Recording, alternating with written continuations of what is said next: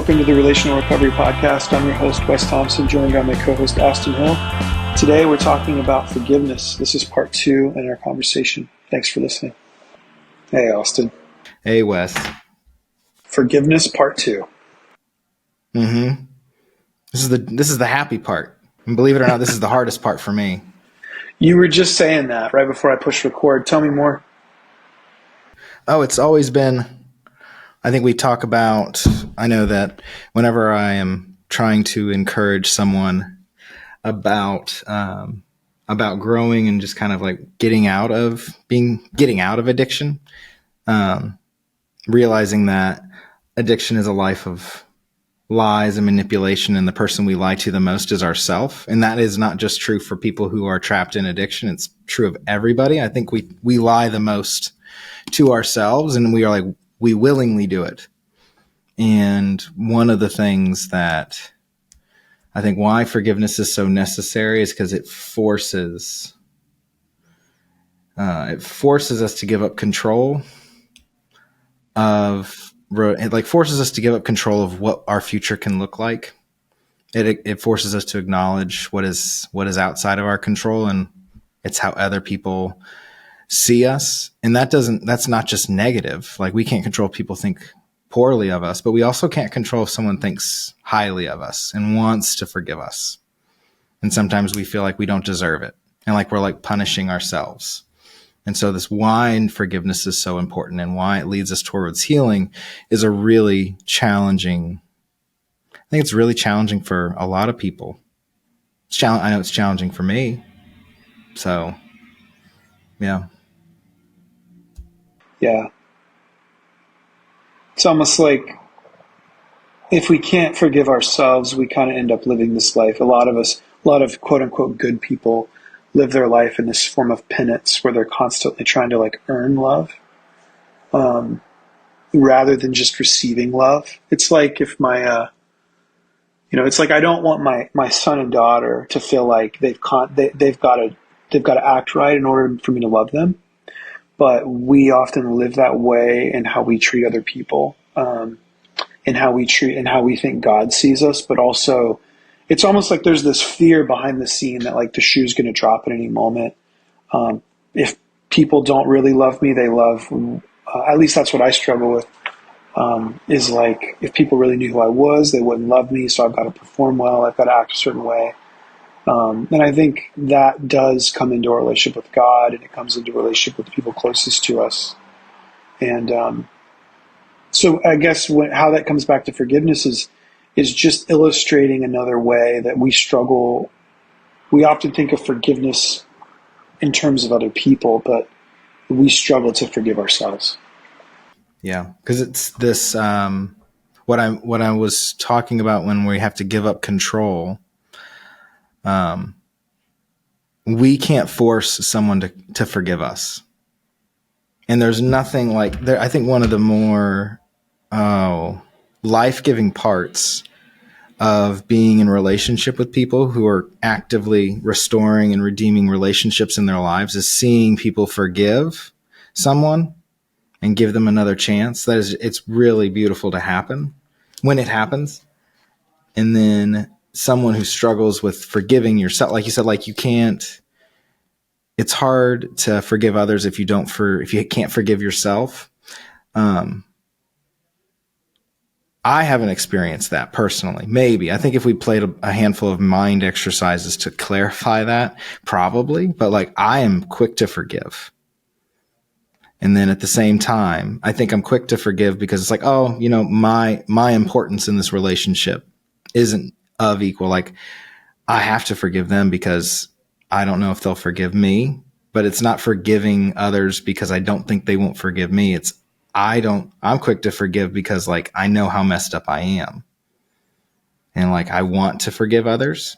And it's just like I wish, and I'm working towards someone who has that freedom of forgiveness for myself. Still don't have that. Still wanting that, but still don't have that. You make some really good points. I think where my mind goes now is like, I think where this shows up a lot in addiction. And what I'm about to say isn't It's funny because, I think some people think addiction is only certain people deal with it. I think the point we try to make in this podcast and why we call it relational recovery is because we all struggle with addiction in some way, shape, or form. But the reality is, in this regard, that I see a lot in like what we do at the Refuge is, if I can't forgive myself, it means there's some sense of, at an extreme, self-hatred. In a mild form, like, just I don't like myself very much. And what that can manifest in is like, I'll show you, I'll hurt me. Yeah. Uh-huh. To where it's like that manifests itself in some destructive behaviors like drug use, alcoholism, some of the things that we deal with, the kinds of addictions we deal with people. And it's like, if I can't forgive myself, that spirals oftentimes into bad behaviors like addictions, because it's like, I already feel so bad about myself. So when I don't measure up to a perfect standard or an unattainable standard, I'll take it a step further and say, oh yeah, well, I'll show you, I'll hurt me. And I will live out this script of how bad I think I am. So again, one of the points I wanted to make today, the first being like, forgiveness leads us towards healing. And what I just said, I think, is an example of that. Because if I can get to a point where I can tolerate God's love, if I can get to a point where I can forgive myself, I'm not only forgiving myself, I'm accepting the idea that maybe I am lovable. Maybe God can love me. And if God loves me, maybe I don't need to harm myself. Maybe I don't need to hurt myself. Maybe I am worth something. And obviously I'm saying that a little bit facetiously, like, we are loved by God. Right? Because we go back to the beginning. A biblical theology is that God made us in his image. That goes all the way back to Genesis 1. We're made in God's image, which means all human beings inherently have value. So even if you don't like yourself, God likes you. But even more so, God loves you. And that means a lot. That means a whole lot. That means that the self-hatred or the disrespect you have towards yourself is not the heart of God. And so forgiveness can be a part of leading you towards healing, because a lot of times some of our woundedness is rooted in this belief that I'm unlovable, that I'm unforgivable, that I'm not even worth that. So I'll show you, I'll hurt me. And we create this kind of self-fulfilling prophecy where it's like, I'm just going to continue the destructive behavior because I think I'm a piece of crap anyway. Mm-hmm. Yeah. Yep. So I don't know. Any thoughts there? I think it's, man, why it becomes really hard. And I think what's really, I think, a good exercise to figure out, or to start practicing self-forgiveness, is that exercise that you kind of, like, we talk about this a lot. Like, we wouldn't want our kids to feel this way. So a good way to figure out is like, can I forgive myself? You put yourself in the shoes of someone you care for, or you feel responsible for taking care of.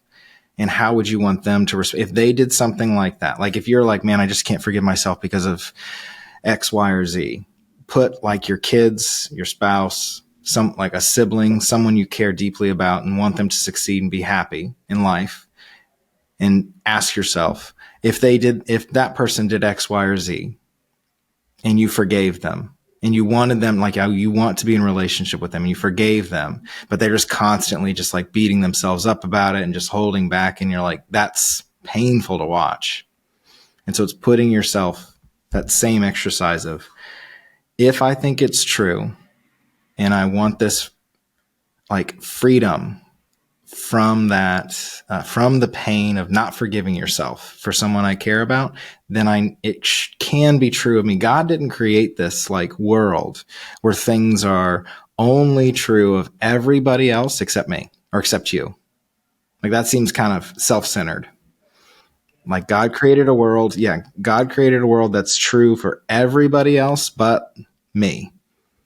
Like it's that selfish. And then like, and they're like, man, I even get forgiveness wrong. It's just like, God, like, just like pause, like just know that it can be true. And kind of again, saying like, it's one of those things why I think in John, the Gospel of John they talk a lot about God's love again and again and again, because there's moments in life when we don't think it's true. And one of these things towards how forgiveness leads towards healing is speak the truths, even when we don't know if they're true. Just constantly be speaking those truths to ourselves. And slowly it'll get better. It's not like, I don't know how many, I don't think there's going to be a lot of like lightning bolt aha moments with this type of thing, because this is hard long-term work to put in. Like, it's not one of those, like, I say this to myself for the next 10 days and then I'll start believing it. Like, maybe not, but maybe not. Like, it'll take time. It's like, so it's speaking the truths we know about God and how he loves other people, and know that they are also true about you. Even when you don't feel it or believe it, just start speaking those truths to yourself. And that's what the healing looks like. You know, one thing that basic thing, but important thing that therapists will do with people that have gone through extreme trauma is sometimes just remind them that they're not there anymore. Because, right, whenever you think of a very traumatic event, it can actually activate those raw emotions that you experienced in the moment. And sometimes the counselor, therapist, or whatever will remind the person, remember, you're not there anymore. You're here. You're physically here. You're not there. And I think similarly with forgiveness, we need to remind ourselves, I may have done that thing that makes me feel really bad about myself, but I'm not there anymore. And I think the belief that we're conjuring up in this moment is we have to have some level of belief that people can change. If we don't believe people can change, then that's a pretty hopeless place to be.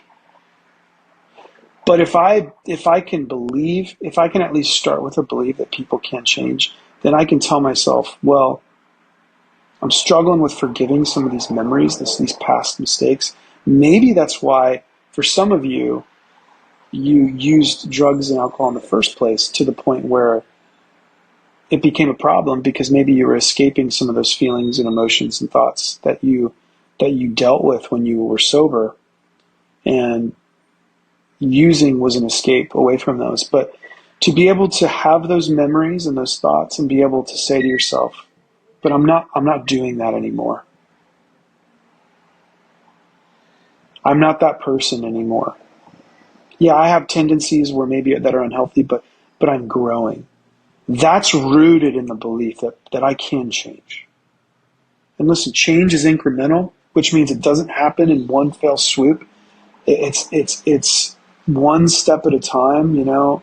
I kind of picture a mountain, and it's like one step at a time up the mountain. You know, you don't get to the top in just one moment. It's a lot of steps, you know. And I think the mountain of life, if you will, it's like we never arrive at the top. We're never perfect. And so sometimes with folks that struggle to forgive themselves, it's first realizing that, man, this is a process. Can I focus on progress over perfection? Am I making progress? Can I focus on that? And think about the ways that I have grown. And do I believe that people can change? Do I believe that people can grow? And I'll tell you one thing, being around the Refuge for a long time, people can change, because I've seen it happen. hard work. I've seen myself change in good directions. Do I still struggle? I do. But if we don't believe that we can change, then that's going to be a belief that's going to be really tough. It's going to be hard to forgive myself if I don't believe I can change. Yeah. And it's one of those where like you can get kind of I know that I hear a lot and I feel a lot that like, what is the point of doing this stuff that's like this whole incremental change and how it's slow? And something just that's fairly grounding for me is like, well, I'm not doing that past behavior anymore. And we're like, well, what is it doing? Like, well, in this moment today, if I'm not doing this bad behavior anymore, would my life be better if I was still doing that unhealthy behavior today? Like, no, it wouldn't be. So it is getting better. It's one of those, it's hard to see it when we're in the middle of it. And it's just knowing again that like I am making progress day in and day out. And progress sucks. It's hard. It takes a lot of time. Well, and sometimes it's as the saying goes, it's two steps forward, one step back. Some days it might be two steps forward and three steps back. And again, I think one of the principles there is just I will not give up.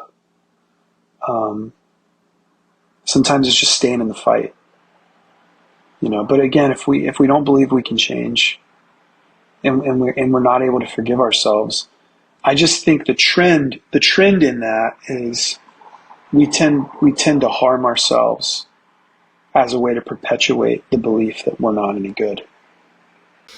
Yeah, that comes back to the lies we tell ourselves, the false beliefs. Yes. That we are not like, and it's not even one that like, it's not like we walk sometimes, but it's typically not like I'm walking around telling myself I'm not any good. I'm not any good. It's not, those words aren't coming in and out of our, like it's in moments of, when things are getting better, you just feel that like hesitation of, things could have been better instead of seeing like the present moment of where you're at and being grateful for where you are. Yeah. Listen, unfortunately, humans, we tend to focus and gravitate on the gross rather than on the good. But it's important to recognize that that's not healthy. And so what I'm hearing you say is we got to learn to acknowledge the good and not just the gross. What do you mean by that? Well, we tend to be self-critical. So somebody might point out the ways that you've done well, and then you're like, yeah, but I didn't do this and I didn't do that. Or there could be like 10 things going well in your life, but when there's 2 that aren't, we tend to focus an inordinate amount of time and focus on the things that aren't rather than the things that are good. Yeah. Mm-hmm. Yep. We tend to fixate on it. Yeah. And a healthy person, again, and I'm not saying I'm this, but I'm saying the thing that I think we all need to be aiming for isn't that we ignore the bad. Like that's not gonna end well. But that we can see what needs improved, and we can see what's good, and we can acknowledge both appropriately. Mm-hmm.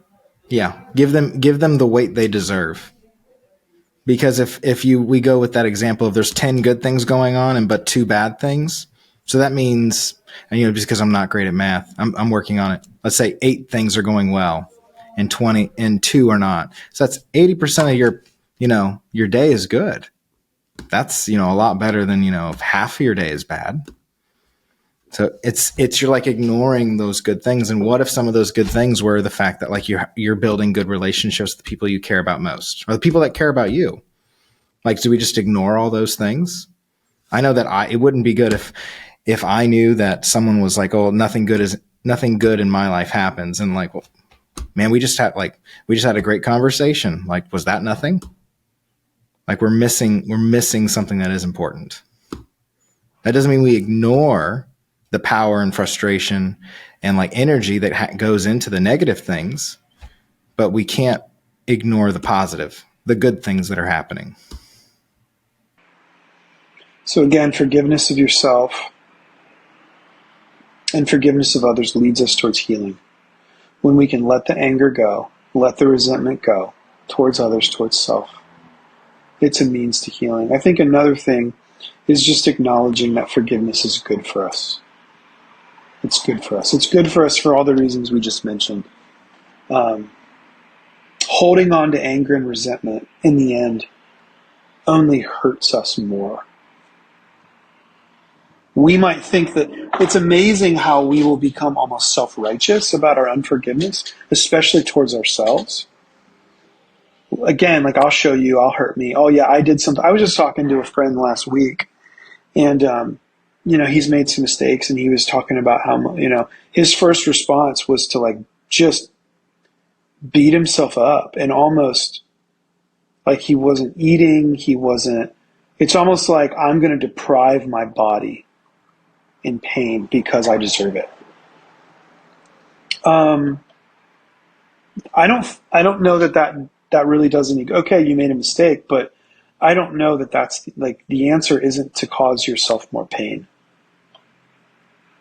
But that's what we do, don't we? We harbor anger and resentment towards ourselves and towards others, and that isn't good for us. That isn't good for us. That doesn't lead towards healing and flourishing. In other words, if someone I love, to go back to the example you made, there's not much I love more in this world than my children. And if Clive, makes a mistake, I'm not looking to him saying, "Man, I want you to hurt even more. I just want you to go through even more pain because of what you did wrong." No, I may be disappointed, I may be upset, but I love Clive. So I want Clive to learn from that, but in no way do I want him to feel harmed or for him to feel unloved, or him to feel like, oh, because you did this, you're unlovable. Like, absolutely not. To me, that sounds so ludicrous, but it's amazing how that's the way we treat ourselves. Yeah, it is. So forgiveness is good. It's good for us. It's good for us. It's necessary. And it just makes no sense to do the opposite, right? When we think about it in terms of those we love, I would never do that to my son. I would never want that for somebody I really love. But it's amazing how we don't see it that way, especially with ourselves. But even Austin, I think people that wrong us, it can be, sometimes those can be hard to forgive for some people. And you already mentioned maybe it's easier for you, but sometimes people, harm us or hurt us to the point where it can be hard to forgive. We harbor anger and resentment towards them. But again, harboring that anger and resentment doesn't do us any favors. No, it's not really, it's not healthy. I think I probably said it last time, but it's when we hold on to it, it creates bitterness, and bitterness is just a poison pill we take to hoping that the other person gets sick. But we're doing it to ourselves. We're choosing. And the same is true when we don't forgive ourselves. We are choosing to be miserable. That, it's a choice. And that's the confounding, the frustrating thing about not forgiving others and not forgiving ourselves. So it's not something I think that we should be flippant with. It takes a lot of effort to forgive somebody. We become quick to forgive because we understand, the more we understand ourselves, because it's like this practice that works with, it works both ways. If we get better at forgiving others, we will be able to become better at forgiving ourselves, because the more we forgive, if we're genuinely forgiving ourselves, we're learning more about who we are and how God made us in the good, how God made us in like where we have our weaknesses and challenges, we're able to see our weaknesses and challenges and mistakes in other people. And that makes it easier to forgive others. So if you're on either end, if it's easy to forgive others, but you're hard on yourself, use that. God gave you that gift to understand how to forgive other people so you can be better at forgiving yourself. It's like it can work both ways. And it like takes time, but you're going to hit a wall if you're just like, I can forgive others, but I just can't forgive myself, or I'm fine, but I just can't forgive this other person. It's usually not like a large group. It's usually like one or two people that we can all think of. I know that I have a handful of people that it's really hard for me to forgive them, and working through that, because it takes time. It's not just, well, I'll just forgive them one day. If I don't think about it, maybe I'll forgive them. It's like, you have to work through it. And once you get to a point where you genuinely did, where you know in your heart of hearts that you have forgiven them, that's the next step. That's that progress that we're talking about. Yeah, it's good. And I think the last point that comes to mind is that forgiveness is what we most need. The beautiful invitation is like 1 John 1:9, right? And the New Testament says, like, confess your sins, and God is faithful and just to forgive you of your sins and to cleanse you from unrighteousness. It's an invitation to bring your junk to God, as it were, and that He will forgive you, but He won't only forgive you; He will cleanse you. There's a cleansing, and that's a really, I think, beautiful picture that what Jesus accomplished in His ministry and on the cross really did center around the ability for us to have what we most need, which is forgiveness for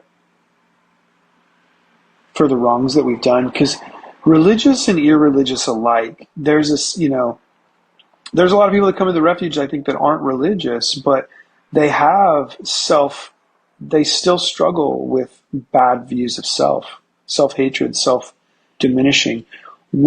Because I believe we're made in God's image, like we're made for perfection. We're made by a perfect God, that we have a sense of justice within that just comes from how we're built, how we're made. It comes within just the fabrics of our DNA and our soul, that even if we say we don't believe, because we're made in God's world by God, we have a sense of, man, there's something that needs righted within me. And God made a way for that through Jesus. And when we confess our sin, He's faithful, He's just to make that right, to forgive us of our sin, to cleanse us from unrighteousness. And that's what we most need. We need God's forgiveness towards us. But what's interesting, and what it then is pretty bold, is you and I were mentioning the other day in the Lord's Prayer, right? In Matthew 6, right after the Lord's Prayer finishes, Jesus says, this is Matthew 6, Matthew 6, verse 14. For if you forgive others their trespasses, your heavenly Father will also forgive you. The rub is in verse 15, where He says, but if you do not forgive others their trespasses, neither will your Father forgive your trespasses. Mm-hmm. It's an invitation to forgive as we've been forgiven. Jesus is reminding us, man,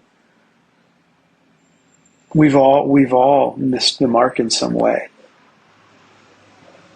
And Jesus still forgives, and so the call is to forgive others. One interesting question I'm going to have for God is like, but if you do not forgive others, I wonder if it's like, well, what if you don't forgive yourself? Yeah. Yeah. Is it calling into question whether we think God can actually do what He said, promised, and actually not just promised, but He did? Because what's interesting is God says these things where in that Jesus is talking about like, hey, God will forgive you if you forgive others.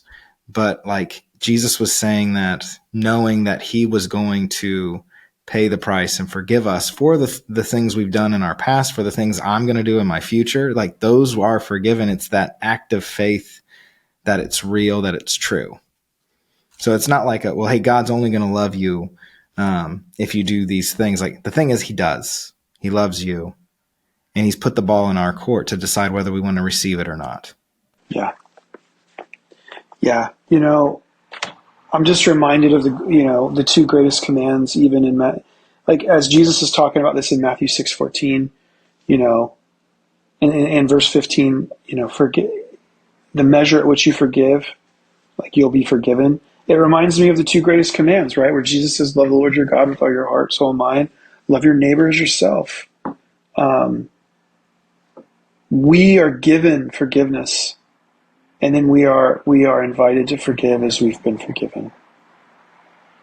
And it's an invitation to put our anger down, to put our resentment down.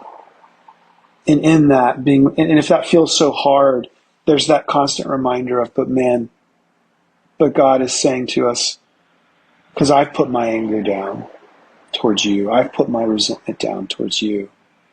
That is the way towards flourishing. That when you put your anger down towards others and towards yourself, and you put your resentment down towards others, towards yourself, that's the way to flourishing. Thanks for listening to this episode of the Relational Recovery Podcast. We'll be back soon with a new conversation. We'll see you then.